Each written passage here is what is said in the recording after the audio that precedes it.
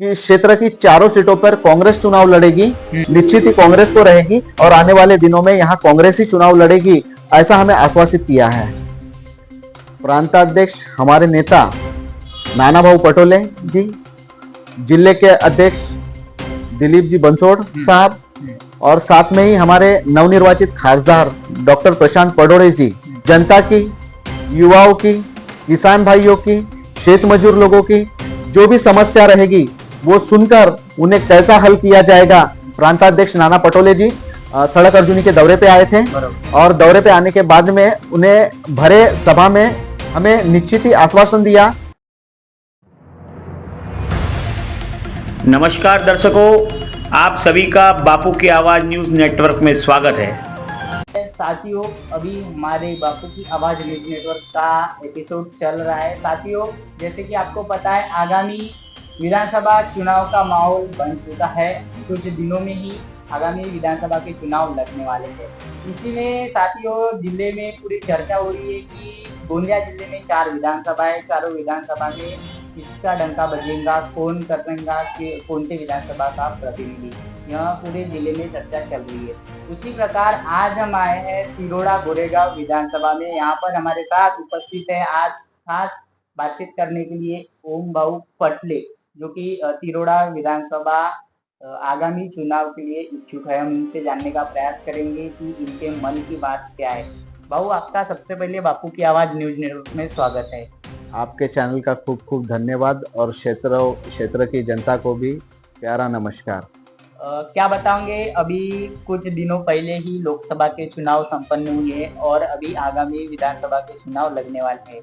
लोकसभा में काफ़ी गोंदिया भंडारा लोकसभा में काफ़ी अच्छा रिजल्ट रहा है कांग्रेस को, महाविकास आघाड़ी को, क्या बोलोगे?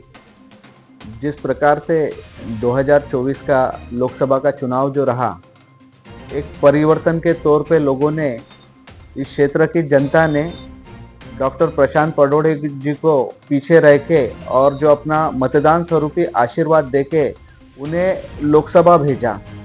जिस प्रकार से एक नया चेहरा था और एक नारा चला, बदल हवा तर चेहरा नवा, और ऐसे ही नारे ने संपूर्ण क्षेत्र में एक बदलाव की लहर आई और उनको लोगों ने भरघोस मतदान दिया और उन्हें लोकसभा का प्रतिनिधित्व करने का मौका दिया। निश्चित ही हम आज देख रहे हैं कि चुनाव जीतने के बाद में जो जनप्रतिनिधि लोगों के इसमें जाना चाहिए, मुलाकात लेना चाहिए, जिस प्रकार से आज संपूर्ण विजय के बाद में और पहला उनका दिल्ली का दौरा रहा और उसके बाद में जो वापस क्षेत्र में लौटे, तो वो जनसामान्य लोगों से मिलने की कोशिश कर रहे हैं और साथों साथ उनकी समस्या सुनने की कोशिश कर रहे हैं और साथ ही आने वाले आगामी जो संसद का सत्र है, इस क्षेत्र की जो जन समस्या है वो रखने की कोशिश अवश्य वो करेंगे और इसी पश्चात जो लोगों ने उन पे विश्वास दिखाया है और आने वाले दिनों में भी ऐसा ही कुछ चित्र विधानसभा में देखने को मिलेगा। अच्छा, अभी जो है कुछ दिन पहले, एक हफ्ते पहले 8 और 9 तारीख को जो है खासदार प्रशांत पडोड़े, इन्होंने तिरोड़ा तालुका का भ्रमण किया, गांव-गांव में जाके लोगों से मिले, साथ ही तिरोड़ा शहर में लोगों से बातचीत की, सभा की है। आपको क्या लगा, क्या रोज दिख रहा है जनता में आगामी विधानसभा? रोश नहीं कहा जाएगा, ये जो 8 और 9 तारीख को जो खासदार साहब का दौरा रहा, ये निश्चित ही यहाँ की जनता ने, क्षेत्र की जनता ने उन पे जो मतदान स्वरूपी आशीर्वाद दिया, उसका एक आभार व्यक्त करने गांव-गांव तक पहुंचने का काम डॉक्टर प्रशांत पडोड़े जी ने किया। साथों साथ जो कांग्रेस के कार्यकर्ता थे, महाविकास आघाड़ी के कार्यकर्ता थे, इनसे मिलके इनकी बात सुन लेना, इनके स्थानिक मुद्दे क्या है, समस्याएं क्या है, ये उनकी बातें उनके गांव में जाके सुनने का जो बात यानी सुनने का मौका और सुनने की कोशिश खासदार साहब के तरफ से ये हुई। साथों साथ रही पक्ष को उससे एक मजबूती लाने का उन्होंने अपने हर गांव के सभाओं में और अपने कांग्रेस के कार्यकर्ताओं को मिलके आगामी विधानसभा में अगर अपने को निश्चित ही यहाँ की उम्मीदवारी मिलेगी, इसका आश्वासन हमारे प्रांताध्यक्ष सम्मानीय नाना पटोले जी, जिले के अध्यक्ष हमारे माजी आमदार दिलीप भाऊ बंसोड़ और खासदार प्रशांत पडोळे जी ने हमें निश्चित ही एक आश्वासित किया है कि तिरोड़ा गोरेगांव की विधानसभा निश्चित ही कांग्रेस को रहेगी और आने वाले दिनों में यहाँ कांग्रेस ही चुनाव लड़ेगी, ऐसा हमें आश्वासित किया है। तो निश्चित ही उसी तौर पे जो काम लोकसभा में हुआ वही विधानसभा में होना चाहिए करके उन्होंने गांव-गांव के कार्यकर्ताओं को मिलना, कांग्रेस को एक मजबूती से खड़ा कैसे करना, जहां हमारा पक्ष कमजोर रहा वहां मजबूती कैसे दिलाई जाएगी, ये 2 से 3 महीने के कार्यकाल में ये जो उनिवा है, जो कमजोरियां है वो भर के कैसे निकलेगी, इस दौरे में डॉक्टर प्रशांत पडोळे जी ने ये लोगों से समझने की, कार्यकर्ताओं से समझने की बात रखी और साथों साथ उन्हें निर्देश भी दिए कि आने वाले विधानसभा में आपको निश्चित ही रूप से अगर अपना काम, जो भी आघाड़ी का जो उम्मीदवार रहेगा उसके लिए अपने को काम करना है। ऐसे अनेक मुद्दे उनने अपने ये दौरे में रखने की कोशिश की। अच्छा, तो जैसे कि आपको पता है अभी विधानसभा चुनाव की पूरी चर्चा चल रही है, वैसे ही तिरोड़ा गोरेगांव विधानसभा में ये चर्चा चल रही है कि हमारा प्रतिनिधित्व या हमारा जो हमारी बात सामने पहुंचा सके, हमारी समस्या हल कर सके, तो वो है आपको विधानसभा चुनाव में देखना चाहते हैं, आपको वो एमएलए बनना देखना चाहते हैं, पूरे जनता में चर्चा चल रही है, तो आपकी क्या तैयारी है? निश्चित रूप से प्रांताध्यक्ष हमारे नेता नाना भाऊ पटोले जी, जिले के अध्यक्ष दिलीप जी बंसोड़ साहब और साथ में ही हमारे नवनिर्वाचित खासदार डॉक्टर प्रशांत पडोळे जी, इन सबके आशीर्वाद से और इनके मार्गदर्शन में इस विधानसभा का मुझे नेतृत्व करने का पक्ष अगर निर्देश देगा, मुझे यहाँ की उम्मीदवारी देगा, तो निश्चित ही इस क्षेत्र की जनता आगामी 10 वर्षों से एक ही प्रतिनिधि से उब गई है और एक नया नारा जो हमें लोकसभा में मिला था, बदल हवा तर चेहरा नवा, इसी नारे के साथ में तिरोड़ा विधानसभा में निश्चित ही लोग मुझे अवश्य यहाँ का प्रतिनिधित्व करने का मौका देंगे, ऐसा मुझे लगता है। साथों साथ मुझे अगर मौका मिलता है तो निश्चित ही आम जनता की, युवाओं की, किसान भाइयों की, खेत मजदूर लोगों की जो भी समस्या रहेगी वो सुनकर उन्हें कैसा हल किया जाएगा, इसका जो मुझे मौका मिलेगा उसमें ये अवश्य मैं 5 साल इनके लिए काम करूंगा।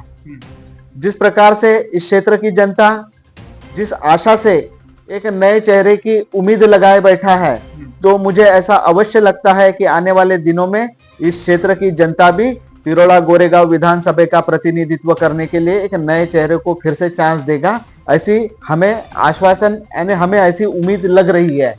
निश्चित ही जो अभी 7 तारीख को प्रांताध्यक्ष नाना पटोले जी सड़क अर्जुनी के दौरे पे आए थे और दौरे पे आने के बाद में उन्हें भरे सभा में हमें निश्चित ही आश्वासन दिया कि क्षेत्र की 4 सीटों पर कांग्रेस चुनाव लड़ेगी और निश्चित ही यहाँ जो उम्मीदवार लड़ेगा तो कोई कांग्रेस ही लड़ेगा और कांग्रेस ही लड़ने के बाद में तो हम तिरोड़ा कांग्रेस कमेटी की ओर से सभी यहाँ जो जितने भी दावेदार हैं, कांग्रेस के पदाधिकारी हैं, उन सब लोगों ने मिलके हमने प्रांताध्यक्ष नाना पटोले जी को एक ठहराव भी दिया कि अवश्य ही जिस प्रकार से भंडारा गोंदिया जिले में 25 वर्षों बाद यहाँ कांग्रेस को लोकसभा का उम्मीदवार मिला, वैसे ही तिरोड़ा गोरेगांव विधानसभा में भी एक बार यहाँ कांग्रेस का उम्मीदवार मिलना चाहिए भाऊ, और यहाँ एक बार टिकट आप भले ही वो टिकट किसको देना है ये चुनने का अधिकार पूरा पूरा आपको रहेगा,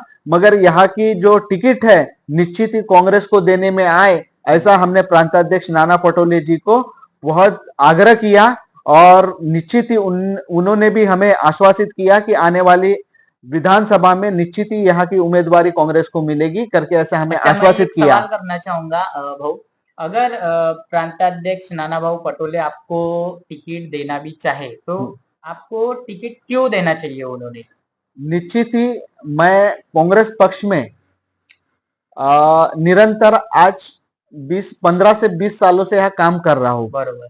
जहां यह कांग्रेस नहीं के बराबर थी, मैं यहाँ जिस प्रकार से हमने कांग्रेस में एक छोटे तबके से लेके तो बड़े तबके तक के आज जैसे पिछले वर्ष 2021 में यहाँ कांग्रेस में जिला अध्यक्ष हमारे दिलीप भाऊ बंसोड़, इनका कांग्रेस में प्रवेश हुआ और एक कांग्रेस पक्ष को एक संजीवनी की तरह यहाँ उभारी मिली। और उसके बाद में भी हम आज भी उनके निर्देश में यह विधानसभा में, तहसील में उनके निर्देश में काम कर रहे हैं। तो जब हम कांग्रेस में पहले से ही काम कर रहे हैं तो निश्चित ही जो आदमी समाज सेवा करता है तो वो राजकारण करने की भी उतनी ही आशा रखता है। तो जो समाज सेवा करने के बाद में भी राजकारण में भी कहीं और कहीं हमें प्रतिनिधित्व करने का मौका मिले, ये हर जो इस क्षेत्र में काम करने वाले लोगों को लगता है। और निश्चित ही हम निरंतर इतने वर्षों से कांग्रेस पक्ष में काम कर रहे हैं, तो एक सामान्य कार्यकर्ता, कर्मठ कार्यकर्ता नाते यहाँ की विधानसभा की टिकट हमें मिले ऐसा हमें लगता है। पर यह टिकट हमको अगर कोई दे सकता है तो यह प्रांताध्यक्ष नाना भाऊ पटोले जी और यह जिला के अध्यक्ष सम्मान्य दिलीप भाऊ बंसोड़ जी, इनके नेतृत्व में ही जब अगर हमें टिकट मिलती है तो इनके नेतृत्व में ही निश्चित ही तौर पे एक युवा उम्मीदवार के नाते में हम इस क्षेत्र में अच्छे से चुनाव लड़ेंगे। बल्कि हमारे पक्ष के इन नेताओं का हाथ हमारे सर पे रहा तो निश्चित ही तिरोड़ा गोरेगांव विधानसभा का प्रतिनिधित्व करने का मौका यहाँ की जनता देगी, हमें एक आशा है। अच्छा भाऊ, अगर आपको जनता ने मौका दी प्रतिनिधित्व करने का तो आप जनता के लिए क्या नया करोगे? मैं इसमें पूछना चाहूंगा कि आप स्वास्थ्य के बारे में क्या सोचोगे? अभी जो है आपको पता है कि पूरे गोंदिया जिले में केटीएस सामान्य रुग्णालय जो कि मेडिकल कॉलेज भी है, वहाँ एकमात्र ऐसा स्थान है जहाँ पूरे 8 तहसील के लोग अपना इलाज कराने जाते हैं। लेकिन उसका जो है हालत पूरी गंभीर है, उसकी हालत एकदम खत्म है क्योंकि वहाँ बरोबर व्यवस्था नहीं हो पाती, उससे बहुत ज्यादा लोग त्रस्त है। इसके बारे में क्या कहोगे? ये जनता का मुद्दा है। जनता ने हमसे ऐसी चर्चा की थी कि अगर हमारा कोई प्रतिनिधित्व करता है तो उनसे ये सवाल करिए। जिस प्रकार से यहाँ की स्वास्थ्य सेवा है, तिरोड़ा तहसील के तिरोड़ा विधानसभा के अंतर्गत तिरोड़ा तहसील में जो स्थित उप जिला रुग्णालय है, बरोबर, यहाँ अवश्य हर सेवा देने का मौका हम करेंगे कि जेने करके कि यहाँ की जनता को, यहाँ के लोगों को हर छोटी मोटी समस्या के लिए गोंदिया रेफर ना करें। यहाँ हम देखने में आता है कि यहाँ जो भी व्यक्ति आता है तो छोटी मोटी सी भी अगर तकलीफ दिखी तो यहाँ के लोग सीधा उसको गोंदिया रेफर कर देते हैं। तो हमारा उस समय ये ऐसा रहेगा, स्वास्थ्य विभाग के जो लोगों से बैठक करके और उनसे सलाह मशवरा करके कि हर सेवा यहाँ अगर मिलेगी तो उसे गोंदिया जाने की जरूरत नहीं गिरेगी। तो हर एक वो स्वास्थ्य सुविधा यहाँ हम देने की कोशिश करेंगे अपने माध्यम से। जो जिला परिषद अंतर्गत जो पीएससी है वहां भी एक प्राथमिक तौर पे हर एक सुविधा उपलब्ध हो कि जेने करके कि उनको वहां से स्वास्थ्य सुविधा अगर ज्यादा से ज्यादा मिलती है तो उन्हें तहसील लेवल पे और जिला लेवल पे जाने की जरूरत ही ना गिरे। ऐसी एक स्वास्थ्य सुविधा लाने की हम एक कोशिश करेंगे। सरकार अगर निश्चित ही हमारा रहेगा, यहाँ के प्रतिनिधि अगर हम रहेंगे तो ये कोशिश अवश्य हर एक कोशिश हम करने की कोशिश करेंगे और यहाँ के जनता के काम आए ऐसा कुछ काम करने की कोशिश करेंगे हम। अच्छा भाऊ, जो अभी विधायक है जो 10 सालों से जनता का प्रतिनिधित्व कर रहे हैं, उनके बारे में क्या कहोगे? उनके विकास के बारे में? निश्चित ही प्रतिनिधि है, विकास आज हम तुम्हारे चैनल के माध्यम से देखते जा रहे हैं कि आप विधानसभा में सर्वे कर रहे हो और सर्वे में अगर वो कार्यकर्ता भारतीय जनता पार्टी का हो तो वो प्रतिनिधि की वाहवाही करता है, मगर वो भारतीय जनता पार्टी का ना हो या कांग्रेस का भी ना हो, मगर जिस कार्यकर्ता सिर्फ सामान्य हो, उसका किसी भी पार्टी से लेन देन नहीं, वो व्यक्ति आपके चैनल के माध्यम से कहीं और कहीं नाखुश दिखाई देता है। तो हमें ऐसा लगता है कि 10 वर्षों से यहाँ जो कार्यकाल जिन प्रतिनिधियों का चल रहा है वो निश्चित ही जनता में कहीं और कहीं नाखुश का माहौल है, कहीं और कहीं जनता के राय में फेल गिरे हैं, ऐसा निश्चित ही आपके चैनल के माध्यम से हमको देखने मिल रहा है।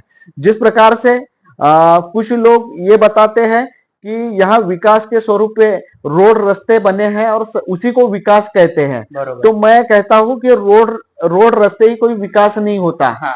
सर्व सामान्य लोगों के लिए जो सुविधाएं होती है, जो कि हम देखते आ रहे हैं कि कुछ लोग बताते हैं कि कृषि क्षेत्र के लिए यहाँ के विधायक महोदय ने बहुत बड़ा काम किया है, ऐसा लोगों के तरफ से कहना आता है, या उनके जो पार्टी के नेता लोग हैं उन लोगों से यह बात रखी जाती है।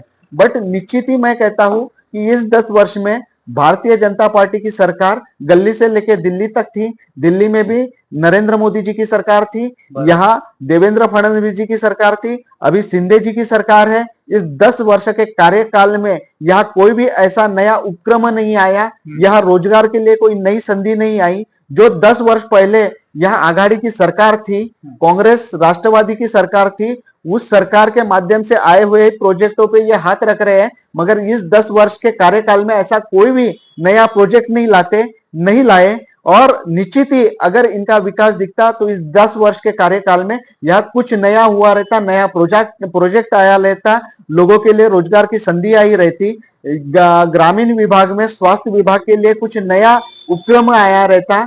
ऐसा कुछ भी नजर नहीं आता है। जो शासन की जो पहले से जो नीतियां चल रही है बस उसी पे काम कर रहे हैं, मगर नया ऐसा कुछ भी 10 वर्षों में नहीं हुआ है।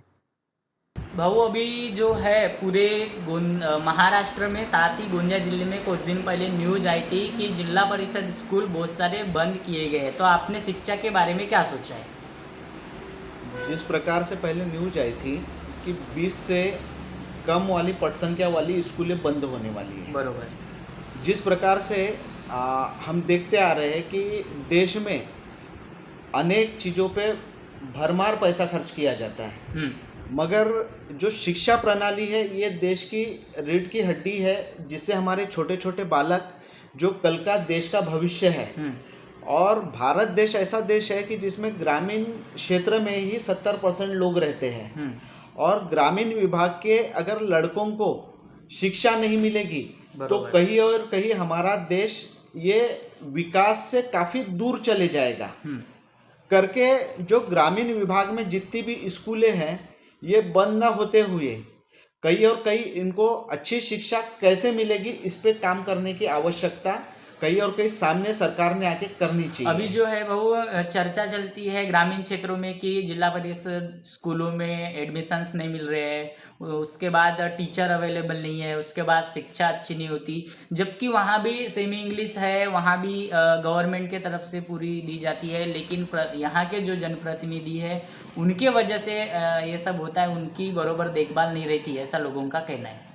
देखो, जिस प्रकार से मैं बोलूँगा कि जो शिक्षा में ये लोकसभा चुनाव के पहले जिस प्रकार से जिला परिषद के स्कूलों में शिक्षा का अभाव था, शिक्षकों का अभाव था, बरोबर, मगर कुछ समय तक के अभी कहीं कहीं पर जहाँ जहाँ जरूरत है वहाँ शिक्षक की पूर्तता की जा रही है, मगर शिक्षक की पूर्तता की जा रही है, मगर ग्रामीण विभाग का जैसे शिक्षा का स्तर ये ऊंचा कैसा होगा, इस पे ध्यान देने की आवश्यकता सरकार बहुत ज़्यादा आवश्यकता है। जिस प्रकार से हम देख रहे हैं कि हर गांव में गली में आज पब्लिक स्कूलें खुल रही है और उसमें एक शिक्षा का बाजारीकरण हो रहा है, बरोबर।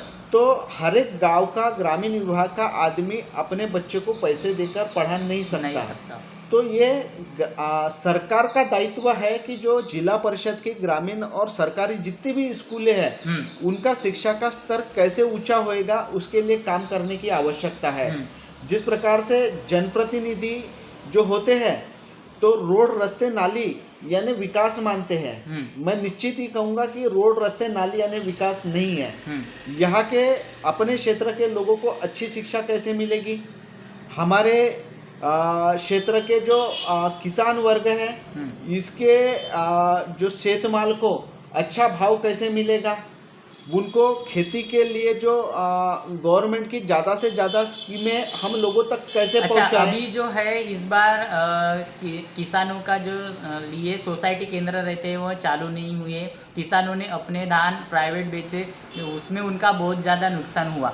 आप कृषि उत्पन्न बाजार समिति के संचालक हो, लेकिन कृषि के बारे में अभी तक के जो है तिरोड़ा गोरेगांव विधानसभा में विकास नहीं दिखा है, क्या कहूँ? जिस प्रकार से मार्केटिंग फेडरेशन और आदिवासी महामंडल इन लोगों ने पिछले खरीफ में जो खरीदी की थी वो धान नहीं उठने की वजह से इस बार खरीदी नहीं हुई। ये असल मुद्दा है। मगर एक आधे जैसे किसान का धान नहीं लेते या कहीं कुछ नहीं हो रहा है तब जनप्रतिनिधि चिल्लाते हैं। मगर इतने बड़े जैसे सोसाइटियों में गोडाउनों में जैसे धान है ये उठ नहीं रहा है, इसके लिए पाठ पुरवाटा नहीं कर रहे जनप्रतिनिधि लोग। जिस प्रकार से अगर ये निश्चित ही तौर से अगर ये पूरा लोगों के खरीदी केंद्रों के गोडाउनों में से अगर धान उड़ गया रहता तो निश्चित ही तौर पे किसानों का धान इन केंद्रों पे लिया गया रहता। तो ये कहीं और कहीं शासन की एक गलत प्रणाली के वजह से आज धान खरीदी केंद्रों पे से माल नहीं उठा और उस माल नहीं उठने के वजह से किसानों का धान ये खरीदी केंद्रों पे नहीं गया। ये सबसे बड़ी नीति जो रही है कहीं और कहीं राज्य शासन की बहुत बड़ी गलत नीति रही। इसके पीछे सबसे बड़ी वजह है कि देश में जो लोकसभा के चुनाव रहे तो जितनी भी शासन प्रतिनिधि जिनकी सत्ता है ये सब नेता लोग चुनाव में व्यस्त रहे और कई किसानों के तरफ इन्हें ध्यान देने की कोशिश नहीं की, ये मैं निश्चित तौर से कहूँगा। अच्छा, उसी प्रकार कहा जाता है कि भारत देश युवाओं का देश है, सबसे ज़्यादा युवा है, लेकिन अभी बेरोजगार युवा है ऐसी चर्चा चलती है। तो आप युवाओं के लिए क्या सोचे? जिस प्रकार से हम देखते आ रहे हैं कि जैसे ये यहाँ 10 वर्षों का जो कार्यकाल गया इस क्षेत्र के जो युवा लोग हैं ये अपने रोजगार के लिए अपने परिवार को छोड़ के विदेशों में जाते हैं। बरोबर। विदेशों में जाने के साथ साथ यहाँ फिर भी अपने राज्य में मुंबई जाएंगे, पुणे जाएंगे और भी अन्य शहरों में रोजगार के लिए पलायन होते जा रहे हैं। तो इसके लिए सबसे बड़ी यहाँ जितने भी बड़े बड़े जो जनप्रतिनिधि हुए उन जनप्रतिनिधि लोगों ने यहाँ ऐसे रोजगार की व्यवस्था के लिए काम नहीं किया।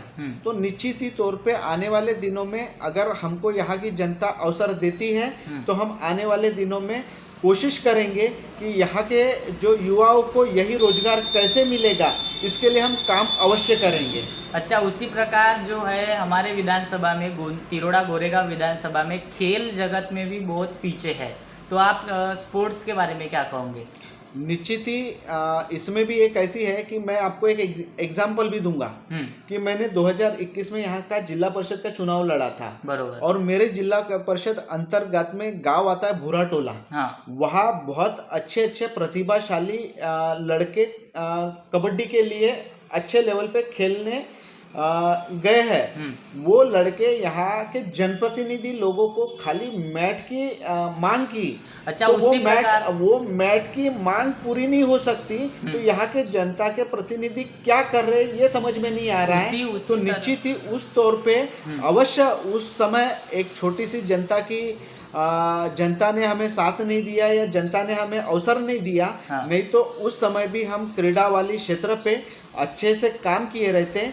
मगर चलो वो चांस हमसे चूक गया। मगर यहाँ की जनता अगर हमको फिर से विधानसभा में प्रतिनिधित्व पार्टी अगर यहाँ टिकट देता है और निश्चित ही यहाँ की जनता हमें अगर चुन के विधानसभा भेजती है तो क्रीड़ा जगत के लिए भी हम यहाँ निश्चित ही काम करेंगे। तो उसी प्रकार जो है तिरोड़ा गोरेगांव विधानसभा में सालेबर्डी करके गांव आता है, वहाँ भी बहुत सारे जो लड़के हैं स्पोर्ट्स में आगे हैं, बहुत अच्छे से स्पोर्ट्स खेलते हैं। उनको वहाँ पर ग्राउंड नहीं है तो उनका ऐसा कहना था, वहाँ हम गए थे तो उनका ऐसा कहना था कि हमें प्रतिनिधि के तरफ से ग्राउंड की व्यवस्था करके दो, लेकिन अभी तक के वहाँ ग्राउंड की व्यवस्था नहीं है। वो निश्चित ही इस विधानसभा क्षेत्र में ऐसे असंख्य गांव है कि जहाँ प्रतिभाशाली क्रीड़ा क्षेत्र में काम करने के लिए और क्रीड़ा क्षेत्र में आगे बढ़ने के लिए लड़के काम कर रहे हैं। मगर कैसा है कि जनप्रतिनिधि और प्रशासन यहाँ के क्रीड़ा विभाग सोया हुआ है कहूँगा कि जो हमारे क्षेत्र के जो लड़के हैं छोटे मोटे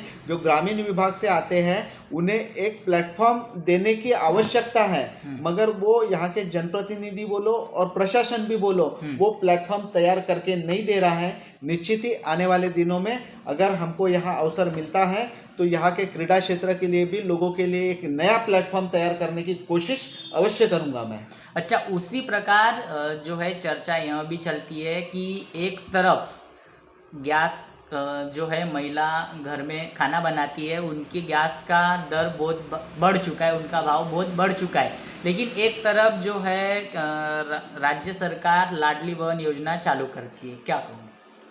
जिस प्रकार से उज्ज्वला योजना के माध्यम से पहले महिलाओं को हंडा देने की आश्वासन की थी, गैस वाटप तो कर ली मगर हंडा नहीं दे रही थी। अब आपको बताऊंगा कि हमारे क्षेत्र में नवेझरी से लेके तो सिल्ली, गोंदी टोला करके है, वहाँ नीला गोंदी करके हैं, ऐसे असंख्य गाँव के एक हमारे कांग्रेस के पदाधिकारी वो महिलाओं के साथ में 2 से 3 बार यहाँ गैस एजेंसी में आए, तो उन लोगों को वो हंडा नहीं मिल सकता। ऐसे दुर्भाग्य है। मुझे बताइए कि वो महिलाएं यहाँ से कम 5 से 6 बार अगर समझो या 10 बार एक हंडा लेने के लिए आने के लिए उनको आना पड़ता है, तो 10 बार का अगर खर्चा लगा लो तो जितने में हंडा मिलता है उतने पैसे तो उनके आने जाने में चले गए। तो शासन कई और कई योजनाएं लाके महिलाओं को भ्रमित कर रही है, ऐसा मेरा कहना है कि योजनाएं तो लाती है मगर उस योजना का लाभ लेने के लिए जितना उनको घुमाती है उतने पैसे उनके जेब से निकल जाते हैं। जिस प्रकार से अभी आपने लाडली बहन एक राज्य सरकार ने नई योजना लाई और जो कि प्रधानमंत्री नरेंद्र जी मोदी इनके नेतृत्व में वो लाई गई है। हाँ, तो जिस प्रकार से ये लाडली बहन योजना ये जो लाई गई, यहाँ मैं कहूँगा कि ये एक प्रकार से चुनाव को देखते हुए लोगों को प्रलोभन देने के लिए ये योजना लाई गई है। जिस प्रकार से बताऊंगा मैं आपको कि इस क्षेत्र में अभी जो देश में लोकसभा के चुनाव हुए और लोकसभा में महाराष्ट्र में अपने को जो नतीजे देखने में मिले, जिस प्रकार से महायुति को जो 17 सीटें मिली और इधर महाविकास आघाड़ी को 31 सीटें मिली पूरी, तो ये कई और कई एक हार से बौखलाई हुई जनता पार्टी, भारतीय जनता पार्टी ने लोगों को लुभाने के लिए, ये एक प्रलोभन देने के लिए इस योजना को लाई। जिस प्रकार से महाराष्ट्र गवर्नमेंट का इस लाडली बहन योजना को अगर पूरे साल भर अगर रवाते हैं तो 40,000 करोड़ रुपए की तरतूद होना था, मगर इनका जो अभी जो बजट सत्र हुआ उस बजट सत्र में 10,000 करोड़ रुपए की तरतूद है। तो इस पे से ये समझ में आता है कि यह योजना साल भर भी चलेगी कि नहीं चलेगी, ये सिर्फ चुनावी जुमला भी हो सकता है, ऐसा मेरा कहना है। अगर ये जुमला नहीं भी होता तो आज अगर शासन इतनी बड़ी अगर योजना दे रही है तो यहाँ की जनता ने, यहाँ की मेरी माता बहनों ने इस योजना का अवश्य ही ज़्यादा से ज़्यादा लाभ ले, क्योंकि यह पैसा हमारे तुम्हारे घर का नहीं है। हम जो शासन को कर देते हैं जीएसटी के माध्यम से, आयकर विभाग के माध्यम से जो कर देते हैं, वही हमारा पैसा आज हमारे माता बहनों के काम आ रहा है। ऐसा इस योजना के माध्यम से काम आ रहा है, ये निश्चित ही कहूँगा। अच्छा, उसी प्रकार मैं लास्ट सवाल करना चाहूँगा कि तिरोड़ा गोरेगांव विधानसभा के जनता को आने वाले विधानसभा के लिए क्या आह्वान करना चाहोगे, पूरे वोटर्स को क्या आह्वान करना चाहोगे? निश्चित ही जिस प्रकार से इस क्षेत्र में हमारे जो वरिष्ठ नेता हैं नाना भाऊ पटोले जी, जिले के नेता माजी आमदार तथा गोंदिया कांग्रेस कमेटी के जिला अध्यक्ष दिलीप भाऊ बंसोड़ जी, और इस क्षेत्र के नवनिर्वाचित खासदार डॉक्टर प्रशांत यादवराव जी पडोड़े, ये इन लोगों के नेतृत्व में ही हम लोगों ने यहाँ का चुनाव लड़ना है और यहाँ का चुनाव लड़ने के लिए इन सभी नेताओं का हमारे सर पे हाथ रहा। और निश्चित ही अगर सभी मेरे पार्टी के नेताओं ने मुझे इस पार्टी के माध्यम से तिरोड़ा गोरेगांव विधानसभा की उम्मीदवारी देती है तो निश्चित ही इन नेताओं का जो हमारे सर पे हाथ रहेगा, तो निश्चित ही इस क्षेत्र की मेरी जनता अवश्य मुझे आशीर्वाद स्वरूप एक बार आशीर्वाद देगी और इस क्षेत्र का प्रतिनिधित्व करने की मौका देगी, क्योंकि राजकारण ही एक ऐसा विभाग है, ऐसा क्षेत्र है कि हम कितनी भी पढ़ाई कर लें मगर इसका रिजल्ट तो यहाँ की जनता माई बाप ही करती है।